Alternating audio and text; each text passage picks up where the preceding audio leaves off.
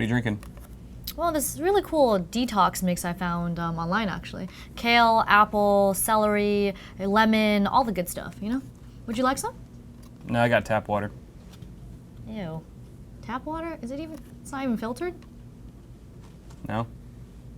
You want some? Nope. Kyle! Here's a flashback to the previous decade. Remember Napster? Apparently, so does Netflix. They are considering using a P2P architecture for their video streaming services to save money on bandwidth costs. So if I wanted to watch the first season of House of Cards, then I could potentially stream that from another user instead of going through Netflix servers. It's possible that this might save Netflix some cash, but it could also incur a number of new problems. Users could find themselves backlogging their own connection, resulting in lower quality video streaming. Ugh. You know how much we all hate that. Which users would end up blaming on Netflix. Also, most of Netflix traffic comes from mobile devices, not PCs. It's much more difficult to implement the P2P architecture on that platform. You gotta love the irony of this though. Content providers looking to use P2P solutions to help save them money.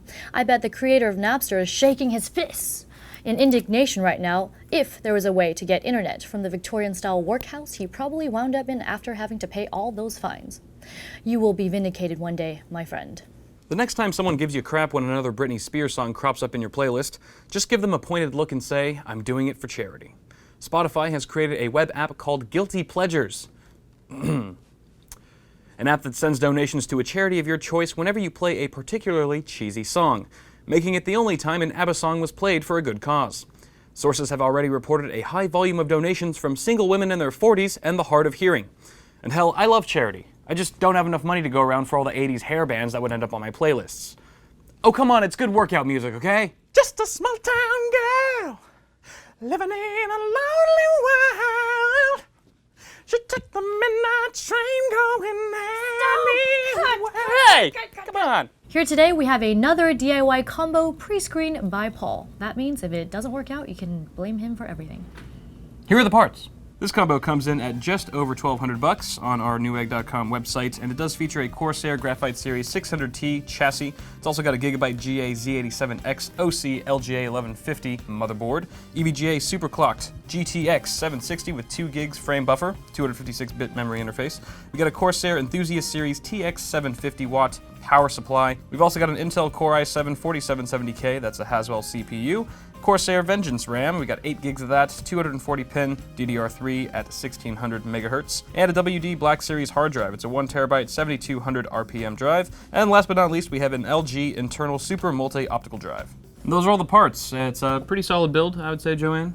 Also, bad. there is no SSD in the combo, if you didn't notice, but that's also a very easy way to upgrade this system if you decide to go with this combo, and maybe even throw in another 760 there down the line. Buying textbooks. It's the bane of every first-year college student. I remember hearing horror stories of people having to spend $250 on the latest edition of their anatomy textbook. Every year there was a new edition, when all that was new was about a few extra commas here and there. That's a lot of cash for accurate punctuation. Textbook publishers are guaranteed steady income with these yearly new editions, but the burden on the students is horrendous. I remember that. The University of Maryland in College Park is taking this problem seriously, experimenting with open source textbooks to help ease the strain of student debt. These open source textbooks compile information and materials that are free from copyright protection. They often contain interactive elements to help supplement the learning process. The pilot program is supposedly saving 1,100 students a combined $130,000. Wow. Good thing too, because on top of steadily rising tuition fees, parking fees, and future loan debt, the last thing struggling students need is a textbook bill of over $800 for one semester. That's like rent. We can only hope this shift to digital learning is carried over to all major universities in the coming years. Listen up, fellow humanoids. Earth 2.0 has been found. I repeat, Earth 2.0 has been found. Possibly. The search for life on other planets has been going on since we first stepped beyond our own cosmic shore into the depths of space. But definitive proof of intelligent life in other solar systems has yet to be discovered. But that's all about to change. Possibly. Thomas Barclay, a NASA astronomer, has found a planet that's about the size of Earth in the habitable zone of our own Milky Way galaxy. Details are still scarce about the planet, but we do know that it has a radius roughly 1.1 times the size of Earth, and that it is, in fact, a Goldilocks planet. This means that the conditions are just right for hosting life that we can't wait to destroy. And because it's situated in the Milky Way galaxy, a mere walk down the street in galactic terms, we'll definitely visit the planet at some point for a closer look. Possibly. And with 5 other planets orbiting the red dwarf star of this system, we could even get a block party going on at this rate. Someone's just going to have to break it to Mars gently that he's not invited.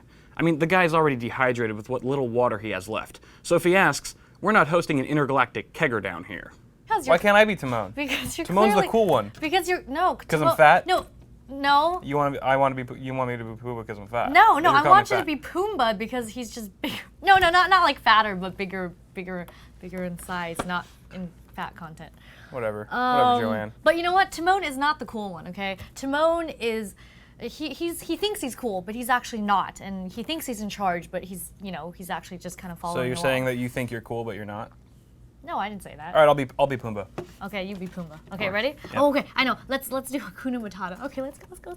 You have to do the part where Pumbaa goes. I think. Whoa, Timon starts it off, right? In the movie, so you have to sing first. Why when he was a young warthog. Oh wait. When I was a young warthog. No, you have to do it high, like hog. But Pumbaa's got a low voice. He's like he No. can't That even part, hit that octave. that part when he says hog, that's when he like Then goes why don't you opera. be Pumbaa? Why don't you be Pumbaa? I if don't you have wanna a high be voice? Pumbaa. I don't have a high voice, Joanne. It's not like I go singing "Don't Stop Believin'" on my off hours. Why don't you just be Simba? You know what? Where are the eggs? All right, guys, that's going to wrap it up for the show today. Thank you all for watching. Be sure to tune in tomorrow for Q&A, as well as another Yolk'd on Thursday, and our recurring live stream, the Alt Tab Show, on Friday at 3 p.m. Pacific Standard Time. I'm Kyle with Newegg TV. I'm Joanne. Thank you all for watching. Until next time. And you've just been Yolk'd. Thomas Barclay, a NASA astronomer, has found a planet that's about the size of Earth in our habitable...